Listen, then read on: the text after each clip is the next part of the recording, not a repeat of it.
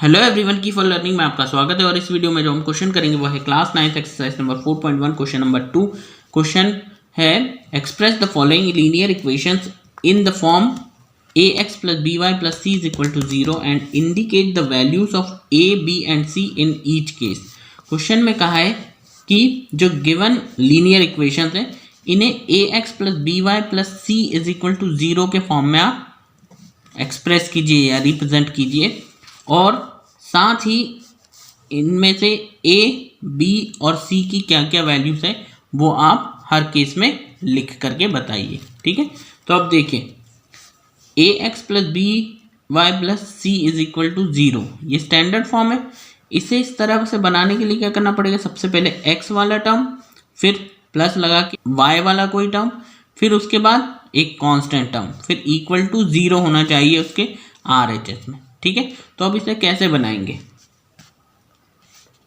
पहले 2x plus 3y ये तो पहले से ही इधर है, इसको इस तरफ ले आते हैं हम, तो ये यहाँ प्लस का है, उधर जाके किसका हो जाएगा माइनस का, तो माइनस का 9.35 और बार। अब जब ये इधर से चला गया तो यहाँ क्या बचा 0। अभी भी ये इस फॉर्म में नहीं आई क्योंकि बीच में सब में क्या होना चाहिए प्लस। तो अब कैसे करेंगे हम इसे लिखेंगे 2x प्लस 3y। तो यहाँ पर क्या आ जाएगा, पहले हमने लगाया प्लस और इस पूरे कांस्टेंट टर्म को हम इस तरह से ब्रैकेट में लिख करके माइनस 9.35 बार, ठीक है, इज इक्वल टू 0। ठीक है, अब देखिए x वाला टर्म, फिर y वाला टर्म, फिर प्लस ये प्लस, फिर एक कांस्टेंट टर्म, फिर इक्वल टू और 0। तो ये किस फॉर्म में आ गया, ये इस फॉर्म में आ गया। ठीक है, ओके, तो ये तो हो गया। अब हमें क्या करना है, ए, बी और सी की वैल्यू पता करनी है। तो हम इसे कंपेयर करेंगे, कंपेयर विथ व्हाट, इसी फॉर्म से a x plus b y plus c is equal to 0। अगर हम इससे कंपेयर करते हैं तो ए जो है वो कितना आता है हमारे पास, x के साथ की जो वैल्यू है वो a को रिप्रेजेंट कर रही है, तो a है 2b। ठीक है, b जो है वो y के साथ की का जो टर्म है कांस्टेंट टर्म वो क्या है 3, और फिर प्लस के बाद जो बाकी है c प्लस c, तो जो c है वो कितना है माइनस 9.35 बार। तो ये इसकी ए बी सी की वैल्यू, तो ये फर्स्ट पार्ट का आंसर हो गया। ठीक है, अब हम सेकेंड पार्ट देखते हैं। तो जो सेकेंड पार्ट है हमारा वो ये है। ठीक है, इसे हमें इस फॉर्म में लेकर के आना है, फिर ए बी सी की वैल्यू निकालनी। तो अब देखिए यहाँ से x के साथ पहले x वाला, फिर y वाला, फिर एक कांस्टेंट, फिर इक्वल टू 0। तो यहाँ x y फिर कांस्टेंट इज इक्वल टू 0 तो है। यहाँ पर सिर्फ ये है कि सबके बीच में प्लस नहीं है, पहले x है फिर y है, यहाँ भी x और y है, फिर कांस्टेंट है। अब प्लस लगा दें तो ये कैसे बन जाएगा x, फिर इसे लिख सकते हैं प्लस, और यहाँ से हम लिख सकते हैं माइनस, क्योंकि यहाँ कुछ नहीं है तो 1 है, तो माइनस का 1/5 और y, और आप इसे ब्रैकेट में कर लीजिए। ठीक है, तो ये बन गया। फिर यहाँ पर प्लस लगाइए और फिर इस 10 को -10 इज इक्वल टू 0। ठीक है, क्योंकि इससे इन पर कोई फर्क नहीं पड़ेगा, प्लस माइनस वापस माइनस हो जाएगा, प्लस माइनस वापस माइनस हो जाएगा। तो अब ये हो गई हमारी इस फॉर्म में इक्वेशन। ठीक है, स्टैंडर्ड फॉर्म में आ गई। अब इसमें से हमें ए बी सी की वैल्यू निकालनी है, तो कंपेयर कर देते हैं इसे इसी से ही। ठीक है, a x plus b y plus c बराबर 0। तो आपके पास क्या आएगा, ए जो है वो आएगा ए एक्स के साथ जो है 1, कुछ नहीं है तो 1, बी जो है y के साथ माइनस का 1/5, और जो c है वो है कांस्टेंट -10। ठीक है, तो ये आ गया हमारा इसका आंसर। अब थर्ड पार्ट को देखते हैं। तो ये हमारा थर्ड पार्ट, हमें इस फॉर्म में लेकर के आना है a x plus b y plus c के। तो अगर हम इसको ऑब्जर्व करें तो x है, फिर y है, फिर होना चाहिए हमारा कांस्टेंट टर्म जो कि इस तरफ है, और इक्वल टू के उस तरफ 0 होना चाहिए। तो इससे 6 को हम इधर लेकर के जाएंगे, तो ये हो जाएगा -2x प्लस 3y, और ये इधर जाएगा तो ये प्लस का है, उधर जाके हो जाएगा -6 यहाँ बचेगा इक्वल टू 0। अब ये कुछ इस फॉर्म में है, सिर्फ यहाँ पर माइनस है, तो हम इसे कुछ ऐसे लिख दें कि ये प्लस है, इसको हमने -2 और x प्लस 3y, फिर यहाँ पर प्लस लाना है तो प्लस और ब्रैकेट के अंदर -6 कर दिया इज इक्वल टू 0। तो ये इस फॉर्म में आ गया। अब इसे कंपेयर कर देते हैं। अगर आप कंपेयर करें इससे, यानी ax plus by plus c बराबर 0 से, तो यू गेट a x के साथ -2, b y के साथ जो वैल्यू है 3 और c जो है वो -6। तो ये थर्ड पार्ट का आंसर होगा। ठीक है, अब करते हैं इसका फोर्थ पार्ट।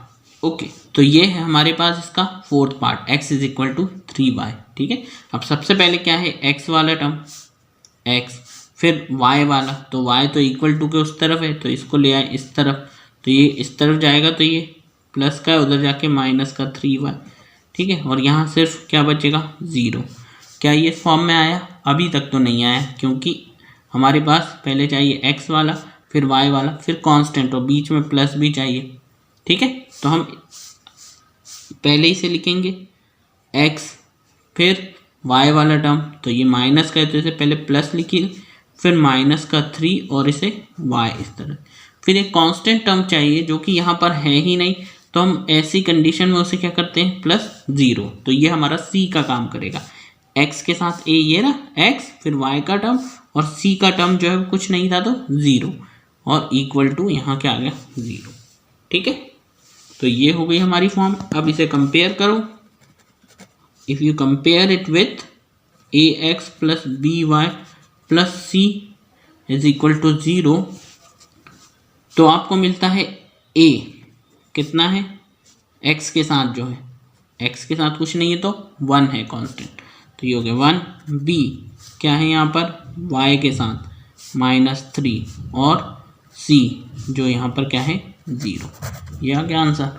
ठीक है, अब करते हैं हम फिफ्थ पार्ट। ये है हमारा fifth part, 2x is equal to -5y। ठीक है, इस फॉर्म में लाना है, तो पहले x फिर y, तो 2x इसको पहले इस तरफ ले आइए, तो माइनस का इधर जाके हो जाएगा प्लस का 5y इज इक्वल टू, यहाँ जब ये चला गया तो यहाँ बचा 0। अभी भी ये इस फॉर्म में नहीं है, x का टर्म है, फिर y का टर्म है, पर कांस्टेंट नहीं है। तो जब हमारे पास में कोई कांस्टेंट दिख ही नहीं रहा है, तो हमने जैसे पिछले क्वेश्चन में किया था, तो 2x प्लस 5y और यहाँ लगा देंगे +0 इज इक्वल टू 0। तो ये हो गया ax by और c, सबके बीच में प्लस भी है। ठीक है, अब इसे कंपेयर कर लो। इसे कंपेयर करो ax plus by plus c से इज इक्वल टू 0, और फिर abc की वैल्यू निकालो। ओके, इससे कंपेयर करें तो x के साथ a क्या है, a is 2, b 5 and c is 0। ये आ गया आंसर फिफ्थ का। ठीक है, अब करते हैं सिक्स्थ। ये रहा इसका sixth part, 3x plus 2 is equal to 0। तो अब इस फॉर्म में लेकर के आना है, तो देखिए x है, y का टर्म नहीं है, y का टर्म नहीं है, तो उसे आप कैसे बनाएंगे, 0y, यानी ये हो जाएगा 3x प्लस फिर y का टर्म चाहिए प्लस 0y। ठीक है, क्योंकि y नहीं, y अगर 0 से मल्टीप्लाई करेगा तो 0 ही आ जाएगा, मतलब इस इक्वेशन पे कोई फर्क नहीं पड़ेगा। तो ये हमने y का टर्म कर लिया 0y से, और प्लस यहाँ क्या चल रहा है 2 इज इक्वल टू 0। अब ये आगे देखिए x का टर्म भी हो गया, y का भी, और फिर कांस्टेंट भी। ठीक है, तो अब अगर हम इसे कंपेयर करें किससे, ax plus by plus c is equal to 0 से, तो आपको मिलता है a 3, b जो है y के साथ 0, और c जो मिलेगा वो है कांस्टेंट टर्म 2। ठीक है, तो ये इसका आंसर आ गया फिर सिक्स्थ पार्ट का। अब करते हैं इसका सेवन्थ पार्ट। ये हमारा seventh part, y - 2 is equal to 0, जिसे इस फॉर्म में लाना है। अब इधर देखिए, यहाँ x का टर्म नहीं है, y का है कांस्टेंट भी, x का नहीं है। तो x का हम कैसे, जैसे हमने पिछले क्वेश्चन में यहाँ किया था, हमने y का नहीं था तो 0y कर दिया था, तो ऐसे ही यहाँ पर क्या लिखेंगे 0x, फिर लिख देंगे प्लस y का टर्म तो है ही y, और फिर कांस्टेंट टर्म। ठीक है, तो ये माइनस में है, आप ऐसे लिखें प्लस फिर इसे -2, ताकि प्लस भी हो जाए बीच में जो हमें यहाँ पर चाहिए, फिर इक्वल टू 0। अब ये हो गया हमारा स्टैंडर्ड फॉर्म। अब इसे हम कंपेयर करते हैं इसी से, ax plus b y plus c बराबर 0। ठीक है, तो ऑन कंपेयरिंग a जो है वो कितना आता है आपके पास 0, b जो है वो आता है y के साथ b, यानी यहाँ कुछ नहीं है तो 1, तो ये आ गया 1, और c कांस्टेंट टर्म यहाँ है -2, तो ये आ गया आंसर हमारा। अब इसका लास्ट पार्ट, 8th पार्ट। ठीक है, 8th पार्ट है 5 = 2x। ठीक है, तो अब हमारे पास जो ये इक्वेशन दे रखी है, पहले होना चाहिए x वाला, फिर y वाला, फिर कांस्टेंट। तो अब इस 5 को अगर हम इस तरफ कर दें तो हमारे पास एक्चुअल में क्या बनेगा, यहाँ बनेगा 0 इक्वल टू, यहाँ है 2x, और ये इधर जाएगा, ये प्लस का उधर जाके हो जाएगा -5। ठीक है, तो एक तरफ 0 हो गया, यानी इसे ऐसे लिख सकते हैं 2x - 5 = 0। ठीक है, पर अभी भी ये इस फॉर्म में नहीं, क्योंकि इसमें y का टर्म नहीं है और बीच में प्लस नहीं है, तो हम इसे क्या लिखेंगे 2x, और जैसे हमने पिछले क्वेश्चन में किया था, जो y का टर्म अगर नहीं है तो हम इसे लिखेंगे +0y, और फिर ये, तो पहले लिखें प्लस, फिर कांस्टेंट टर्म ब्रैकेट में -5 और इक्वल टू 0। नाउ अब जो अगर हम देखते हैं तो इसी फॉर्म में आ गया ये x, फिर y, बीच में सबके प्लस, इक्वल टू में 0। ठीक है, अब हम क्या करें, कंपेयर कर दें, compare by ax plus b y plus c बराबर 0। तो जो a है वो है 2, b 0 और c -5, ये आ गया आंसर। ठीक है, तो ये हो गए पूरे 8 पार्ट्स। होपफुली आपको समझ आए होंगे। Thank you very much for watching.